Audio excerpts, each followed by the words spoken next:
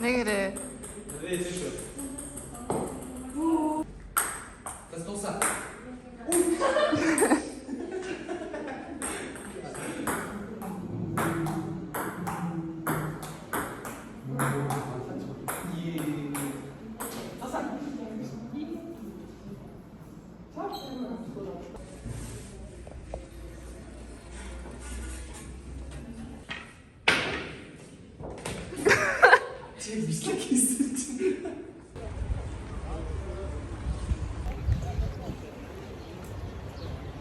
Ja, би яг жуулч шин.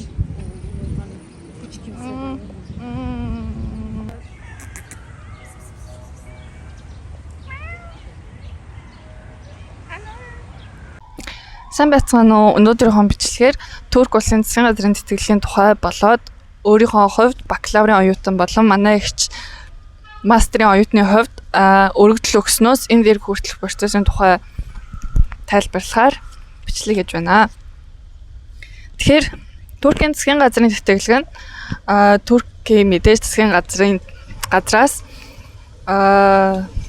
сургуулийн бүтэн төлбөр оюутны байранда өглөө болон оройн хоолнууд нь хэвчлэн байдаг.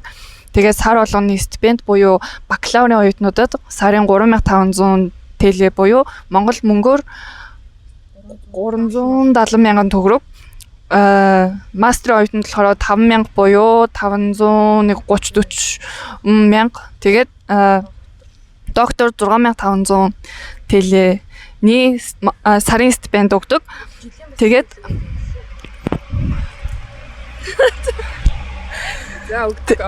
өгдөг гинэ. Тэгээд эрүүл мэндийн даатгалтай. Тэгээд нааша ирэх анхны нислэг болон одоо тэгээд их сургуулаа төгсөөд улс руугаа буцаж явах сүүлийн нислэгийн төлбөрүүдийг даадаг. Тэгээд ирээд турк хэлний бүтэн жилийн хэлний бэлтгэлийн төлбөр буюу төмөрийн төлбөр гээд бүгднгийн даадаг 100% тэтгэлэг байна. Тэгээд би хувьдаа болохоор өмнө жилийн буюу 2023-аас 24 оны өргөдөлт нь өгөөд тэнцээд одоо Турк улсын Измир хотод гүз илүүл сургуулийн хот төлөвлөлтийн ангид дараа жилийн суралцахаар бакалавр ангид суралцахаар одоо төмөрт Турк хэл сурж байгаа. Тэгэхээр өмнө жил юу хийсэн бэ? Миний өргөдлийн хувьд болохоор би өөрөө Монгол Тэмүүлэл ахлах сургуулийг төгссөн.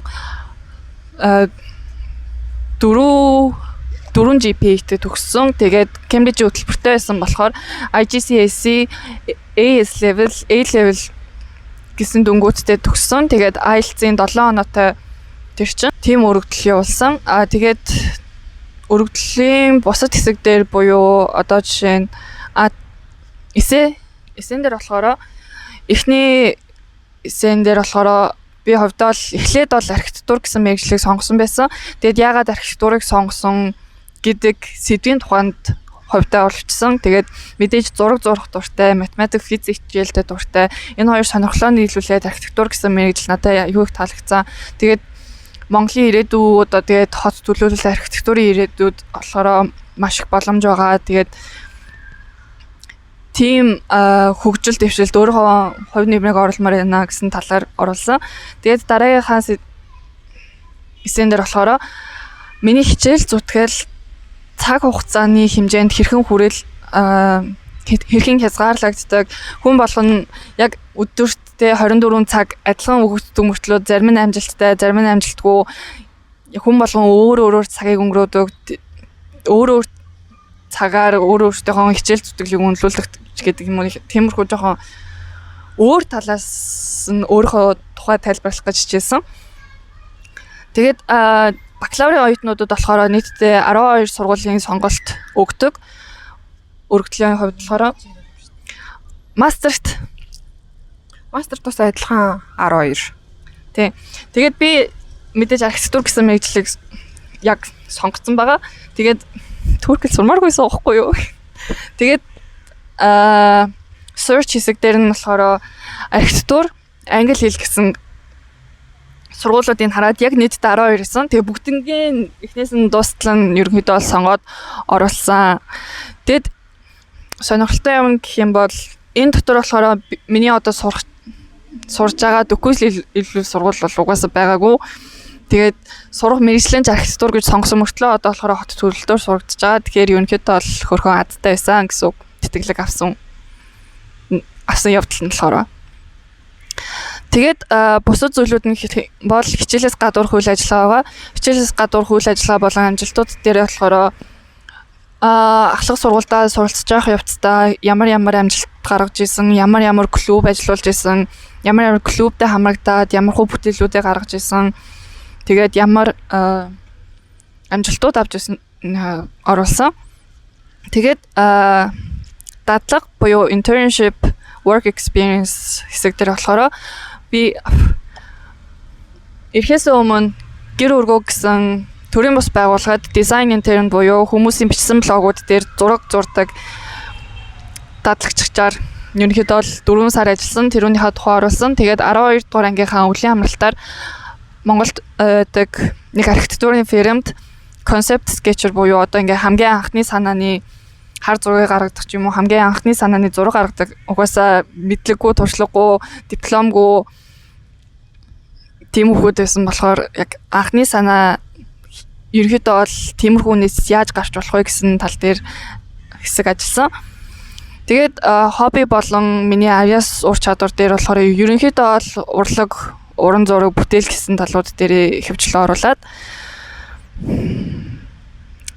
миний өргөдөл дууссан байна. Тэгээд өргөдлөө оруулчаад өмнө жилийн 4 сарын 19-нд эхний шатандаа тэнцсэн байна. Ярилцлагандаа ороо гэсэн мэйл ирээд тэгээд 7 хоногийн дараа яг ярилцлага өгөхөр байсан Турк элчин сайдын яамд. Тэгээд бакалаврын оюутнуудын хувьд болохоор 2 дугаар шатны 2 хэсэгтэй. Нэг нь болохоор Meta IQ-ийн тест, дараагийнх нь болохоор ярилцлага. Эхний тестэн дээр болохоор би интернетээс нэлээд судалж агаад яг шалгалт нь ямар хувь юм байна, шалгалттай нь дүүцэх үед төстэй шалгалтуудын материалууд байна уу гэж хайж агаад ерөнхийдөө л ажилласан. Тэр ажилласан материалуудынхаа фолдерыг болохоор доор оруулчихсан. Тэгэхээр ярилцлаганд бэлтэж байгаа бакалаврын оюутнуудаа бол бүгдээрээ ороод сайн хараарай. Тэгэд яг бэлтсэний дагуу ерөнхийдөө бол төстэй юмнууд орж ирсэн. Тэгээд ярилцлагынхаа хувьд болохоор өрөөнд 3 хүн сууж исэн. 2 нь турк, нэг монголч байсан. Тэгэд монголч намайг орж ирэхэд чи монголоор ярмаар байна уу, англиар ярмаар байна уу гэхээр мэдээж өөрөө монголоор л хамгийн их тайлбарлаж дэлгэрүүлж чадах болохоор монголоор яриагээд тэгээд миний хэлсэн хариулт болгоныг тэрэгч турк, монголоос туркээр орчуулад нөгөө 2 турк хүнд мөр тайлбарлсан. Тэгээд надаас асуусан ерөнхийдөө асуултуудын хувьд болохоор яагаад энэ мэргэжлээ сонгосон? Яагаад турк улсыг сонгосон? Яагаад заавал турк улсад энэ мэргэжлээрээ сурмаар байгаа гэсэн талаар асуусан. Тэгээд чиний хамгийн том амжилтууд юу вэ? Тэгээд мэдээж архитектурын тухай болохоор турктэй холбоотой архитектурын тухай мэдгүй, турк архитектор мэдгүй гэж асуусан. Тэгэхэд болохоор мэдээж жоохон туршлагагүй, мэдлэггүй байсан болохоор яг хэлж чадаагүй. Тэгээд яг тухайд эсэн дээр бичсэн юмнуудын тухай тайлбарлал өнгөрсөн. Тэгээд мэдээж архитектурын мэргэжил сонгосон болохоор уран зургийн чадвар байгаа юу гэж асуусан. Нэг арай штэ. Мадад. Тэгээд тухайд яг авчирч очсон зураг байгаагүй болохоор Instagram дээр оруулсан зурагнуудаа тэр хүмүүст харуулсан. Яанда хацахгүй байгаарай.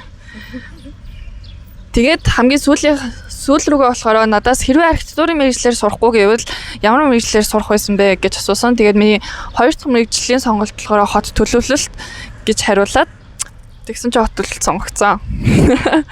Би одоо амтна. За сайн бацгаана уу? Намайг Марлмаа гэдэг. Одоо Измир хотод Докузилийн сургууль Туркийн засгийн газрын тэтгэлгээр мастрын хөтөлбөрт суралцгаар ирсэн байна. Одоо эхний жилдээ турк хэлний сурж байгаа. Тэгээд дараа жилээс яг мастрын хөтөлбөрүүдээ эхлээд сураад явнаа. За тэгээд миний хувьд болохоор Мишелийн ярьсантай ерөнхийдөө ихэнх аппликейшн бүтлэх үйл явц процессууд нь адилхан. Тэгээд эсээ бодлын ярилцлаган дээр баг зэрэг өөр байгаа болов уу гэж бодоод тэр хоёр дээр өөрийнхөө туршлагаас баг зэрэг хуваалцъя гэж бодлоо. Тэгээд эсэний хувьд болохоор эхлээд өөрийгөө танилцуулсан богино хэмжээний бичвэрүүд хаан төрсөн, ямар сургууль төгссөн, тэгээд бакалавра ямар мэргэжлээр хамгаалсан, хэрвээ диплом бичсэн бол диплом ямар сэдвээр бичсэн. За тэгээд ажилд орсон бол ямар чиглэлээр ажиллаж байгаа, ямар ажлын байранд ажил хийж исэн, мэдээж мастерт аплай хийхин тулд бакалавр төгссөн мэргэжлээрээ ажилласан байх шаардлагатай. Тэгээд тэр мэргэжлээрээ мастерт аплай хийвэл илүү том давуу талтай байдаг шиг санагдсан. Тэгээд ажлын туршлага бол мэдээж 1.5-аас дээш жил байсан шиг санагдчихээн. Миний хувьд болохоор 4-5 жил байсан. Тэгээд ер нь ажиллаад хаад хэрвээ хөдөө төрсөн бол тэр нь бас нэг давуу тал болох юм шиг санагдсан. Засгийн газрын тэтгэлэг гэдэг бол аль болох олон орны хүүхдүүдэд, олон сегментийн, олон газрын хүмүүст одоо үр нөлөөгөө үзүүлэхийг зорддог учраас зөвхөн хотын төвөөс л олон хүмүүс аваад тахаас илүү аймагуд, сумууд аль болох холоос ингэж тэтгэлэг өгөхийг эрмэлздэг юм шиг санагдсан. Сонгон шалгаруулалтад нь бас тэр тодорхой хэмжээнд чухал юм шиг санагдсан. Тийм учраас бас хэрвээ хөдөө ажиллаж байгаа бол тэр туршлагуудаа маш сайн оруулаарай гэж зөвлөж байна. За эсэний хувьд ерөнхийдөө иймэрхүү байна. Тэгээд хамгийн мэдээж сүүл төгсгөлт нь Турк улсыг мэдээж яагаад сонгож байгаа? Яагаад Монголда мастер хамгаалахгүй Турк улсад хамгаалж байгаа? Яагаад Унгарт биш, Румынд биш те Турк улсыг сонгож байгаа гэдгийг мэдээж маш тодорхой оруулах хэрэгтэй. Тэгээд мэдээж өөрийнхөө мэрэгжлийн одоо өөрийнхөө мэрэгжлийнхэн дагуу энэ улс тэр чиглэлээр яг ямар хуу байдалд явж байгаа те тэр талаараа судлаад бас эсэндээ оруулж өгвөл дээр санагдсан. Эсэний тухай ерөнхийдөө иймэрхүү байна. За одоо ярилцлагын тухай ярий. Ярилцлагын хувьд болохоор мэдээж хамгийн түрүүнд өөрийгөө танилцуулаад тэгээд яагаад Турк улсыг сонгосон, энэ мэргэжлэр яагаад Турк улсад мастер хамгаалахыг хүсэж байгаагаа танилцуул гэсэн. Тэгээд яг эрэхтэй болохоор нөгөө бүх өөрийнхөө бичсэн өгүүлэл, судалгааны ажлууд, мөн авч ирсэн шагналуудын сертификат гээд өөрийгөө илэрхийлж чадах бүх зүйлийг авчраарай гэсэн. Тэгээд би болохоор яг өөрийнхөө бичсэн өгүүлэл, судалгааны ажлуудаа аваад өчсөн. Тэгээд мэдээж тэр талаараа эсэндээ бичсэн байсан учраас миний эсээг уншсан. Тэгээд яг ямар сэдвээр судалгаа хийж байгааг мэдж байгаа, тэр талаар асуусан. Тэгээд авч өчсөн бичсэн өгүүллийн маань бас эргүүлж хараад дотроос нь ганц хоёр асуулт асууж исэн. Тэгээд мастераар сурж байгаа заавал диплом бичдэг, тез буюу диплом бичдэг. Тэгээд мастераар ямар сэдвийг сонгож диплом бичих вэ? Тэр талаараа одоо төлөвлөсөн үү гэж асуусан. Тэгээд би болохоор яг өөрийнхөө ингээд бакалавртаа хийжсэн судалгаа, тэгээд бичижсэн өгүүлэлүүдээс үндэслээд энэ сэдвэрээ цаашаа илүү гүнзгийрүүлээ судлах хүсэлтэй байна гэдгээ хэлээд тэр талаар бас ингэж жоохон ярилцсан. Тэгээд хамгийн сүүлд нь болохоор төгсөж ирээд яг юу хийх вэ? Чи ингээд Турк улсад сурчаад тэр сурсан мэдлэгээ улстай ирээд яг яаж ашиглах вэ гэдгийг асуусан. Тэгээд миний бас давуу тал нь болохоор миний мэргэжил харьцангуй одоо ховор байдаг учраас хайгаад үцгэд хамгийн түрүүнд Турк улсад гарч ижсэн Унгар улсад энэ талаар мэргэжил байгаагүй, тэр талаараа бас давуу талтай байсан болов уу гэж бодож байна. Тэгээд одоо Монгол улсад би энэ мэргэжлээрээ мастер хамгаалах боломжгүй учраас өөр улсад одоо хайж үтсэн. Тэгээд хамгийн түрүүнд Турк улс гарч ирсэн. Турк улсын талаар ингээд судлаад үтсэн. Одоо урлаг соёлын судалгааны хувьд ийм төвшөнд байдгийн байна. Одоо Монгол улстай урлаг соёлын хүрээнд ийм хамтын ажиллагаанууд байдгийн байна. За тэгээд хэрвээ төгсөж ирэх юм бол энэ хамтын ажиллагаануудыг мэдээж улам одоо бэхжүүлэх ингээд холбоо харилцааг сайжруулах боломжтой. Тэгээд мэдээж дахиад нэг хэл сурчиж байгаа учраас тэр хэлээрээ одоо ТИКА ч юм уу те төслүүд бичээд Турк улстай хамтарсан тиймэрхүү ажлуудыг зохион байгуулах боломжтой гэж тэгж хариулсан. За тэгээд өөр бас нэг яг сайн санаанд орж байгаа юмнууд бол байхгүй нь ерөнхийдөө иймэрхүү байна. Хэрвээ асуухыг хүссэн юм байвал доор комент бичээд үлдээгээрэй. Би тэр доор нь хариулаад өгье. Тэгээд анхудаа ингэж бичлэг гэж байгаа болохоор жоохон эвгүй байна. Тийм. Баярлаа. За тэгээд 4 сарын сүүлээр ялцсанаасаа гараад 7 сарын 3-нд буюу 100. За тэтгэлэгтээ тэнцэн байх шүү. Тэтгэлгээ авсан байх шүү гэсэн мэйл ирсэн. Тэгээд яг YTB-гээс тийм мэйл ирээд хэдхэн 7 хоногийн дараа элчин сайдын яамнаас тэнцэн хүмүүстэй бүгдэнд нь мэйл ирүүлсэн. За тэтгэлэгтээ тэнцэнд нь баяр хүргэе. За виза мэдүүлэхдээ ийм зүйл авчих хэрэгтэй шүү. Одоо мэдээж хэллээр гарах аялын виз эхлээд авах хэрэгтэй, ингэх ирэх хэрэгтэй гэсэн ерөнхийдөө бол чиглэл хүргүүлсэн. Тэгээд 8 сарын сүүлээр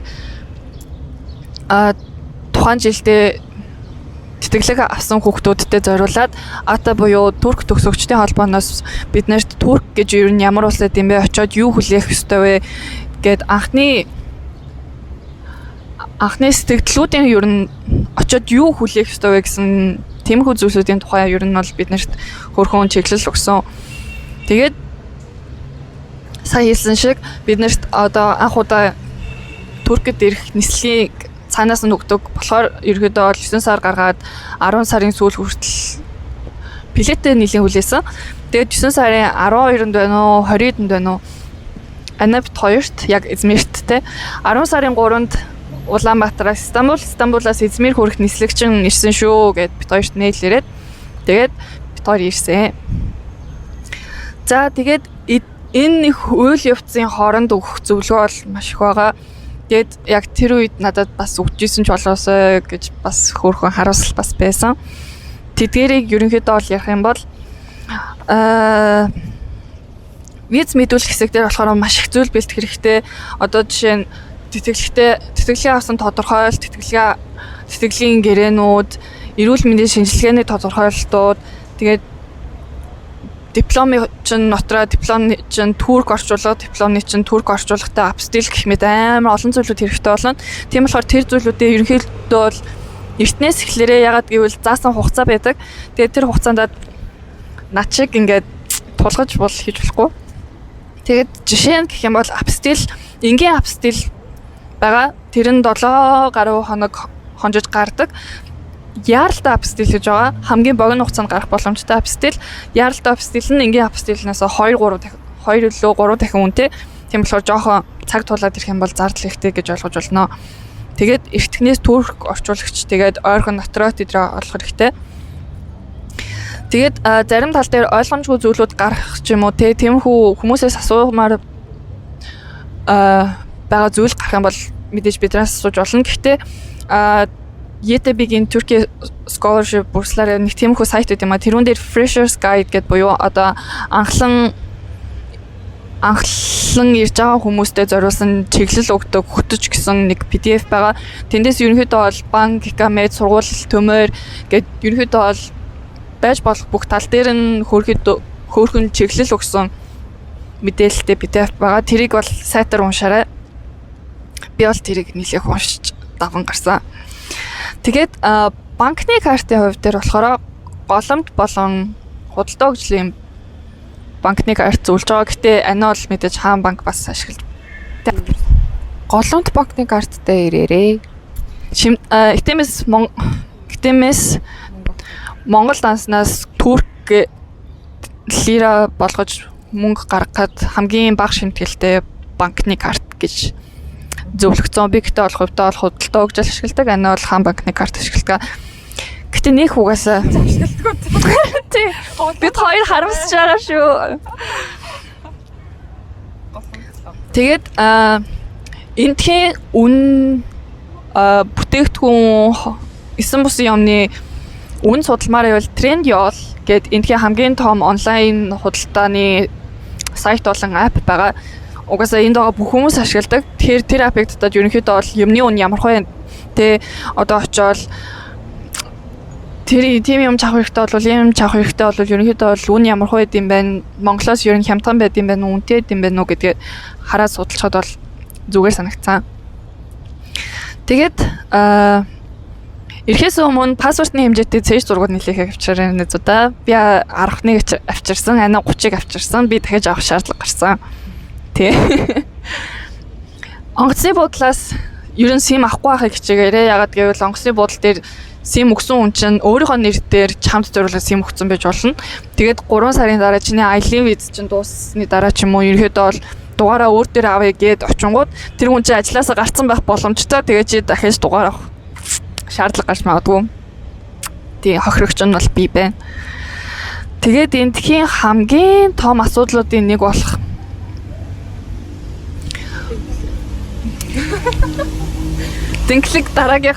Дэнклэг ирсний дараа эндхийн гадаад оюутнуудын хувьд таардаг хамгийн том асуудлуудын нэг бол мэдээж гар утас.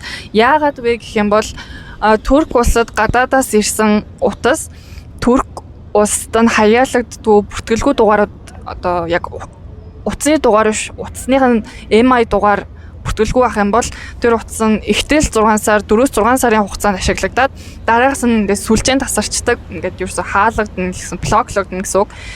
Тийм болохоор ингээд одоо хүртэл олж мэдсэн мэдлэгийнхаа хувьд гэх юм бол Android өрдөг бол 2 SIM-тэй Android авчирвал зүгээр нэг SIM-ийнхаа нь оролт тагтчих юм бол нөгөө SIM-дээ оруулаад тэгжэл нөгөө SIM нь нэгтчин тэг ингэж хольж солсороод ерөнхийдөө бол болно. Хэрвээ iPhone өрдөг бол найзуудаа уучлаарай. Ямар нэгэн золиос гарах хэрэгтэй болно. Тэгээд тийм би уцаа ичаад ирсэн. Би үлдээчээд энэ эндээс утас авсан. Тэгээд бүр үнэхээр л iPhone-о барьмаар байгаа бол энд ирж ашиглачаад дараа нь хямдхнаар Android авдаг ч юм уу яг эндээс нь утсыг аваад тэгээд тэр утсандаа SIM хийгээд hotspot-ыг ашигладаг ч юм уу жоохон төвхтэй арга байгаа. Тийм болохоор тэр тал дээр судалгаа хийх зөвлөж байна. Уг нь ингээд яриалмаар зүйлүүд ерөнхийдөө болоогоо ирснээс ч хойш бакалаврын оюутнуудын хувьд Дэнклэг гээд амар том балай нэг асуудал байгаа. Би бол бүр үнэндээ их зарлага гарч үнэндээ их зовсон. Тэр тухай ярихаар нэг туршлагатай юм шиг туршлагагүй юм шиг байж магадгүй. Гэхдээ тэрийг надаас сумаар байгаа хүмүүст нь яриадөө айгүйх зовлонт овчондөө би бол. Тэгээд эцэст нь гэх юм бол эргэж байгаа хүүхдүүдтэй зориулаад очих байгаа хотынхоо Монгол оюутнуудтай хүрхэн холбоотой байгаарэ. Холбоо тогтоож байгаа дээрээ. Ягаад гэвэл ирснээс чинь хойш дараагийн асуудлууд нь яг бинийгээд Монгол оюутнууд нь аваад явбал хийндэж гэж бид нар штэ анхлан эргэжт хамаагүй стресс багтай, санаа зовлт багтай, тэгээд арай асуудал багтай байдаг. Тэгээд эзмэрт ирж байгаа бол над руу холбоо өрөөрэй. Манай би туршлагагүй ч гэсэн манай туршлагатай найзууд байх. Тэгээд Стамбул угаасаа олон хүүхдүүд байгаа. Анкара нийслэл болохоор бас олон хүүхдүүд байгаа. Тэгээд сайн судалж байгаа холбоо тогтоож байгаа дэрвэл чам сайн шүү. Тийм өөр асуулт байвал мэдээж комент ч юм уу над руу чатаар асууж орж ирж болно. Хариулах тал дээр үнэхээр чадлаараа хариулахыг хичээнэ. За тий бижгараа эрүүл мэндийн шинжилгээний хувьд дээр 1-р эмнэлэг орохыг зөвлөж байна. Ягаад гэвэл би өмнө жил 3-р эмнэлэг элчин сайдын яамны явуулсан мэйл дээр болохоор 1, 2, 3-р эмнэлэг дээр очиж олно гэсэн мэдээлэл өгсөн ч гэсэн би 3-р эмнэлэг дээр очиход ерөөсөө тийм явагддаггүй гэдэг намайг ерөөдөө бол хоосон буцаасан. Тийм болохоор 1-р эмнэлэг орж шинжилгээнийхээ тодорхойлтыг авсан. Тийм болохоор 1-р эмнэлэг ороорой нэт та. Өөр ярих юм.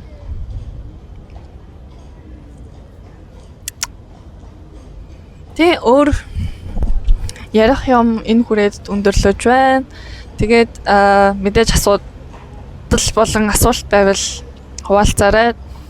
Чам шиг ганцаархнаа зовж байгаа хүн байхгүй. Бүгдээрээ л адилхан анхны болохоор яхаа мэдэхгүй байж магадгүй. Тэгээд мастерын оюутнуудад ч гэсэн манай марламагч байгаа. Тэ нэг тэмхүү л энэ да. Баяртай. Амжилт ирэхээр мэдээ үргээрээ.